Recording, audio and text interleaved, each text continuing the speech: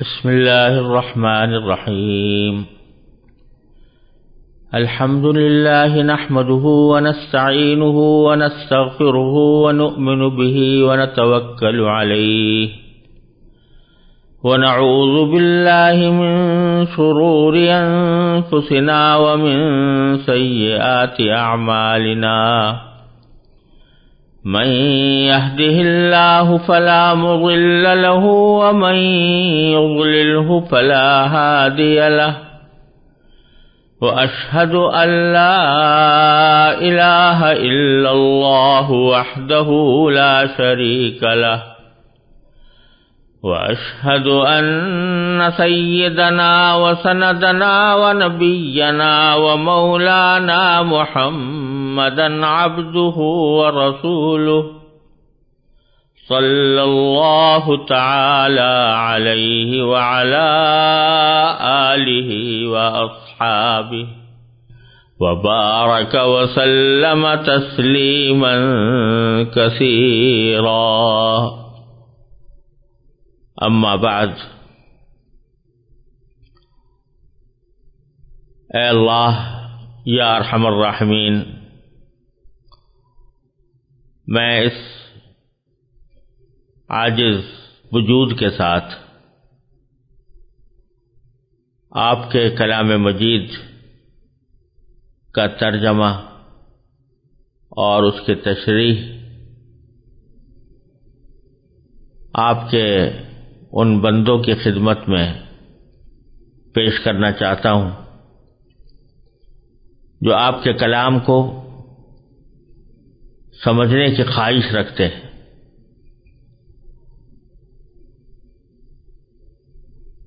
آپ کے اس عظیم کلام کا ترجمہ اور تشریح حقیقت تو یہ ہے کہ کسی کے بندے کے بس کی بات نہیں. جب تک آپ کی توفیق شامل حال نہ ہو، کوئی بھی بندہ آپ کے کلام کی عظمت اور اس کی حقیقت کو اپنے ناقص لفظوں میں بیان کرنے کی طاقت نہیں رکھتا. اے اللہ، اس کوشش اور کاوش کا اصل مقصود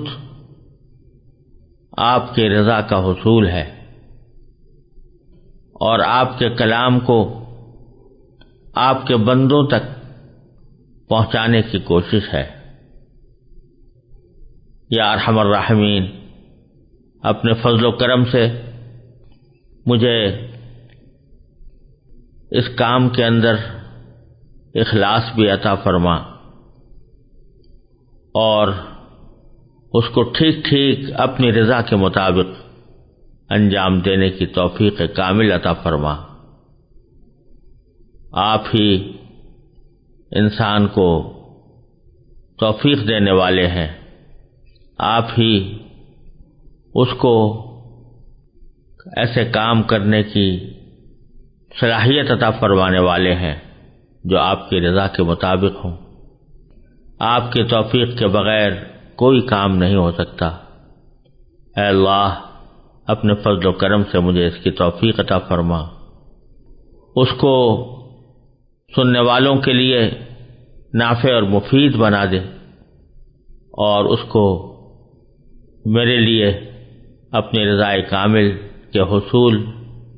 اور اس کو صدقہ جاریہ بنانے کی توفیق عطا فرما. آمین ثم آمین. قرآن کریم کی صحیح تفسیر اور اس کا ترجمہ سننے اور سمجھنے سے پہلے قرآن کریم کے بارے میں چند ضروری باتیں ہیں جن کا جاننا اور سمجھنا اس لیے ضروری ہے کہ ان کو سمجھے بغیر اللہ جل جلالہ کے اس عظیم پیغام کو ٹھیک ٹھیک سمجھنا انسان کے لیے شاید دشوار ہوگا. لہذا قرآن کریم کا ترجمہ اور تفسیر شروع کرنے سے پہلے میں قرآن کریم کے بارے میں چند بنیادی معلومات سننے والوں کی خدمت میں پیش کرنا چاہتا ہوں، تاکہ وہ قرآن کریم کے بارے میں یہ جان سکیں کہ وہ کیا کلام ہے اور اس کے مقاصد کیا ہیں اور وہ کس طرح ہم تک پہنچا ہے۔ یہ بات تو ہر کس و ناکس کو معلوم ہے کہ قرآن کریم اللہ تبارک و تعالی کی وہ کتاب ہے جو حضور نبی کریم سرور دو عالم سیدنا محمد صلی اللہ علیہ وسلم پر وحی کے ذریعے نازل ہوئی، اور یہ اللہ جل جلالہ کی کتاب ہے۔ لیکن یہ بات جاننی ضروری ہے کہ وحی کیا چیز ہوتی ہے اور انسان کو وحی کی کیا ضرورت ہے، کیوں انسان وحی کا محتاج ہے، اور اللہ تبارک و تعالی اپنے مختلف بندوں پر وحی کس لیے نازل فرماتے ہیں۔ جو شخص بھی اللہ تبارک و تعالی پر ایمان رکھتا ہو اسے اتنا تو پتہ ہوتا ہے کہ اللہ تعالی نے انسان ہی کو اس دنیا میں بھیجا ہے، اسی نے اس دنیا میں انسان کو پیدا کیا، اور صدیوں بلکہ ہزارہا سال سے یہ سلسلہ آنکھوں کے سامنے نظر آتا رہتا ہے کہ ایک انسان ماں کے پیٹ سے پیدا ہوتا ہے، بچہ ہوتا ہے، بچپن گزارتا ہے، جوان ہوتا ہے، ادھیڑ عمر تک پہنچتا ہے، بوڑھا ہو جاتا ہے، اور پھر بالآخر دنیا سے رخصت ہو جاتا ہے۔ بعض لوگ وہ بھی ہیں جو بڑھاپے سے پہلے ہی دنیا کو خیر باد کہہ دیتے ہیں۔ یہ بات ہر انسان جانتا ہے کہ کوئی بھی انسان اس دنیا میں ہمیشہ رہنے کے لیے نہیں آیا، وہ ایک خاص وقت تک کے لیے دنیا میں آتا ہے اور اس کے بعد دنیا سے چلا جاتا ہے۔ یہ سلسلہ ہزارہا سال سے اسی طرح چلا آ رہا ہے، اور اس دنیا میں یہ موت ایسی چیز ہے جس پر کسی کا اختلاف نہیں۔ لوگوں نے خدا کے وجود تک سے انکار کر دیا، لیکن موت کے وجود سے کہ ہر انسان کو کسی نہ کسی وقت موت آنی ہے، اس سے کسی نے انکار نہیں کیا۔ تو سوال یہ پیدا ہوتا ہے کہ اگر دنیا سے جانا ہی ہے، ہر انسان کو دنیا سے جانا ہی ہے، تو پھر دنیا میں آیا کیوں ہے؟ اگر اللہ تبارک و تعالی نے اس دنیا میں بھیجا ہے تو اس کو کیوں بھیجا ہے؟ اس کا مقصد کیا ہے؟ یہ بات بالکل واضح ہے کہ دنیا میں انسان کو زندگی گزارنے کے لیے علم کی ضرورت ہوتی ہے۔ جب تک کسی چیز کا علم نہ ہو دنیا میں وہ اس سے فائدہ نہیں اٹھا سکتا۔ اگر کسی کو یہ نہ معلوم ہو کہ بھوک مٹانے کا کیا طریقہ ہے تو وہ کھانا کیسے کھائے گا، اور اس کو یہ معلوم نہ ہو کہ کون سی چیز کھانے کے لائق ہے تو وہ اپنی بھوک کیسے مٹائے گا۔ اگر اس کو یہ پتہ نہ ہو کہ تن ڈھانکنے کے لیے، بدن ڈھانکنے کے لیے کپڑے کی ضرورت ہے، اور یہ معلوم نہ ہو کہ کپڑا کس طرح پہنا جاتا ہے، تو وہ اس دنیا میں تن ڈھانک کر کیسے رہ سکے گا۔ غرض دنیا کے ہر کام کے لیے انسان کو علم کی ضرورت ہے۔ چنانچہ جب اللہ تبارک و تعالی نے انسان کو دنیا میں بھیجا تو اس کو علم عطا کرنے کے کچھ ذرائع بھی عطا فرمائے، اور یہ ذرائع 3 قسم کے ہیں۔ سب سے پہلا ذریعہ جس سے انسان کو علم حاصل کرتا ہے وہ اس کے حواس ہیں، یعنی آنکھ، کان، ناک اور ہاتھ پاؤں، منہ، بہت سی چیزیں انسان آنکھ سے دیکھ کر پتہ لگاتا ہے، بہت سی چیزیں انسان کان سے سن کر پتہ لگاتا ہے، بہت سی چیزیں ہاتھ پاؤں سے چھو کر پتہ لگاتا ہے، بہت سی چیزیں ایسی ہیں جو ناک سے سونگھ کر پتہ لگاتا ہے۔ یہ حواس خمسہ کہلاتے ہیں، جن سے ہمیں بہت سی باتوں کا علم حاصل ہوتا ہے۔ ہم نے آنکھ سے دیکھا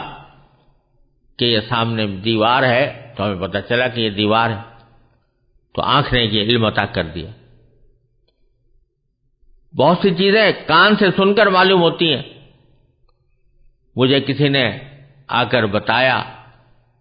کہ فلاں شخص آپ سے ملنا چاہتا ہے، تو جب کس کان سے مجھے پتا چلا، اس کان کے ذریعے مجھے علم حاصل ہوا کہ کوئی شخص مجھ سے ملنے کا خواہش مند ہے۔ کوئی چیز ایسی ہے کہ جو سونگھ کر پتہ لگائی جاتی ہے، خوشبو ہے،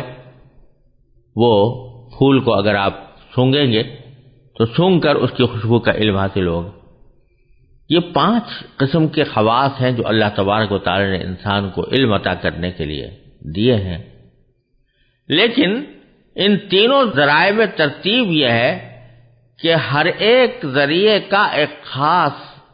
فنکشن ہے، اس کا ایک خاص دائرہ کار ہے، ایک خاص حد ہے جس کے آگے وہ کام نہیں دیتا۔ مثلا اگر کوئی شخص آنکھ سے دیکھ کر یہ تو پتہ لگا سکتا ہے کہ یہ پھول ہے، لیکن ناک بند کر کے اس کی خوشبو کو آنکھ سے نہیں سونگھ سکتا، یا فرض کرو کہ وہ آنکھیں بند کر کے اس کا رنگ معلوم کرنا چاہے تو یہ نہیں کر سکتا۔ آنکھ اپنا کام کرے گی، کان اپنا کام کرے گا، اور ناک اپنا کام کرے گی، ہاتھ اور پاؤں اپنا کام کریں گے۔ پھر ایک مرحلہ ایسا آتا ہے کہ جہاں ہمیں یہ خواص خمسہ یعنی 5 حواس یہ علم عطا کرنے سے قاصر رہ جاتے ہیں، تو اس موقع پر ہمیں اللہ تبارک و تعالی نے ایک دوسرا ذریعہ علم عطا فرمایا ہے جس کا نام عقل ہے۔ جہاں کوئی چیز ہم آنکھ سے دیکھ کر،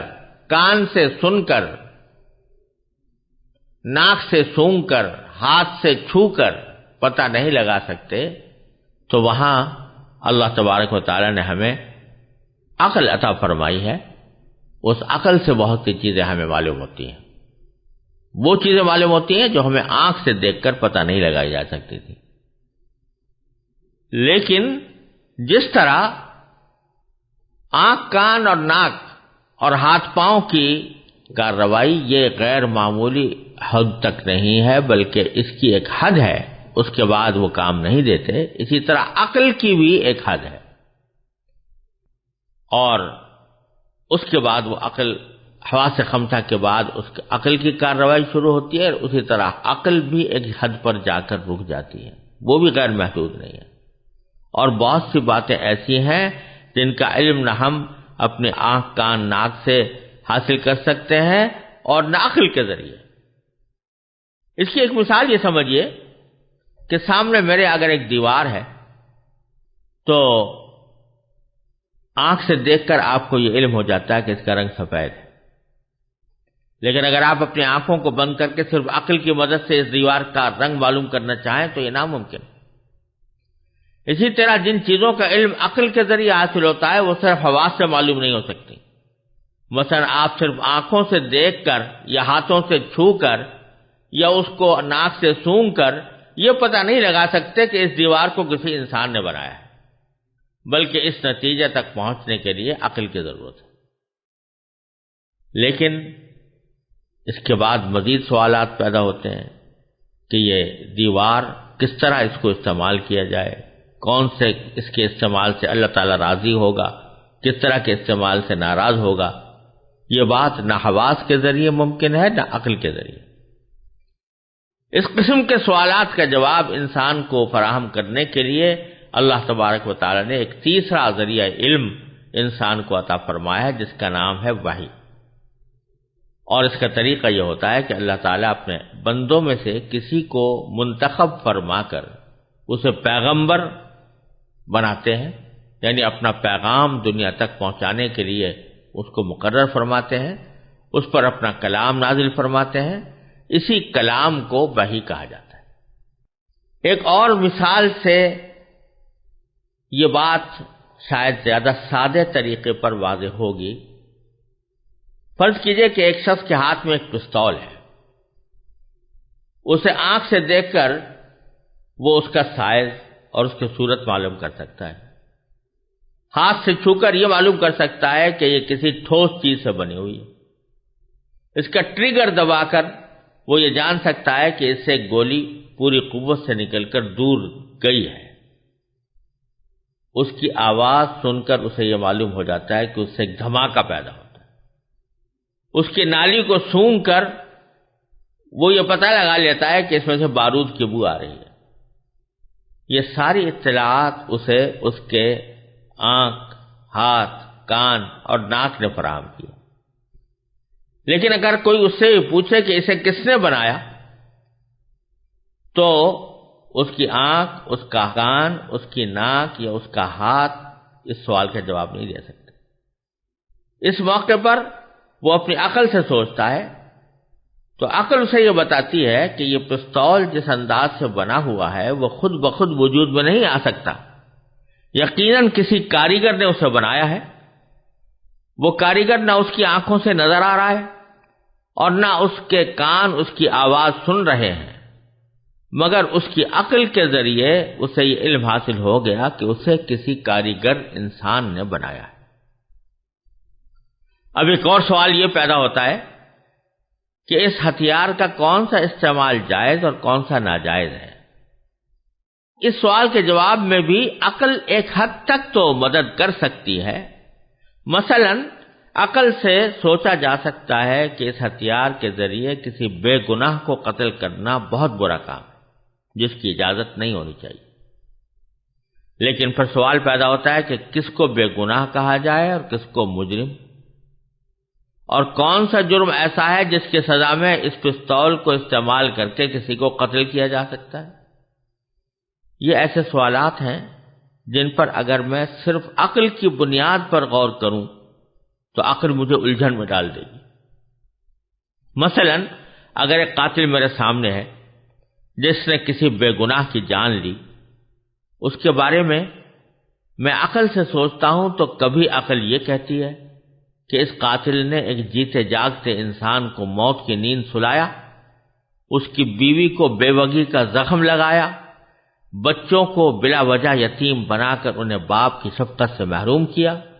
اس لیے یہ مجرم اس لائق ہے کہ اسے بھی موت کے گھاٹ اتار کر دوسروں کے لیے عبرت کا سامان بنا دیا جائے۔ لیکن دوسری طرف وہی عقل ایک دوسری دلیل دیتی ہے، وہ کہتی ہے کہ جس مقتول کو مرنا تھا وہ تو مر گیا، قاتل کو قتل کرنے سے نہ وہ واپس آ سکتا ہے، نہ اس کی بیوی بچوں کو ان کا محبوب واپس مل سکتا ہے۔ اس کے بجائے اگر اس قاتل کو بھی قتل کیا جائے گا تو اس کے وہ بیوی بچے مصائب کا شکار ہوں گے جن کا بیچاروں کا کوئی جرم نہیں۔ یہ دونوں دلیلیں عقل ہی کے سہارے وجود میں آئی، اس لیے نری عقل کے بھروسے پر کوئی ایسا فیصلہ کرنا مشکل ہو رہا ہے جس پر سب کی عقل مطمئن ہو جائے۔ یہی وجہ ہے کہ آج کل دنیا میں ایک بہت بڑا مسئلہ یہ مختلف فیہ چلا آتا ہے، یعنی اختلافی چلا آتا ہے کہ آیا کسی قاتل کو موت کی سزا دینی چاہیے یا نہیں دینی چاہیے۔ یہ وہ موقع ہے جہاں نہ میرے حواس کوئی فیصلہ کن جواب دینے کے قابل ہیں نہ میری عقل۔ اس موقع پر اللہ تعالیٰ کی ہدایت ہی درکار ہوتی ہے، جس نے انسان کو پیدا کیا۔ وہ یہ ہدایت اپنے پیغمبروں پر وحی نازل کر کے انسانیت کو فراہم کرتا ہے۔ اس سے یہ بات معلوم ہوتی ہے کہ وحی انسان کے لیے وہ اعلیٰ ترین ذریعہ علم ہے جو اسے اس کی زندگی سے متعلق ان سوالات کا جواب مہیا کرتا ہے جو عقل اور حواس کے ذریعے حل نہیں ہو سکتے، لیکن ان کا علم حاصل کرنا اس کے لیے ضروری ہے۔ اس سے یہ بھی واضح ہو جاتا ہے کہ صرف عقل اور مشاہدہ انسان کی رہنمائی کے لیے کافی نہیں، بلکہ اس کی ہدایت کے لیے اللہ تعالیٰ کی طرف سے نازل کی ہوئی وحی ایک ناگزیر ضرورت ہے۔ اور چونکہ بنیادی طور پر وحی کی ضرورت اسی جگہ پیش آتی ہے جہاں عقل کام نہیں دیتی، اس لیے یہ ضروری نہیں ہے کہ وحی کی ہر بات کا ادراک عقل سے ہی ہو جائے، بلکہ جس طرح کسی چیز کا رنگ معلوم کرنا آنکھ کا کام ہے، عقل کا کام نہیں، اسی طرح بہت سے دینی عقائد کا علم عطا کرنا بھی عقل کے بجائے وحی کا کام ہے، اور ان کے ادراک کے لیے صرف عقل پر بھروسہ کرنا درست نہیں۔ جو شخص اللہ تعالیٰ بچائے خدا کے وجود ہی کا قائل نہ ہو، اس سے تو وحی کے مسئلے پر بات کرنا بالکل بے سود ہے، لیکن جو شخص اللہ تعالیٰ کے وجود اور اس کی قدرت کاملہ پر ایمان رکھتا ہو، اس کے لیے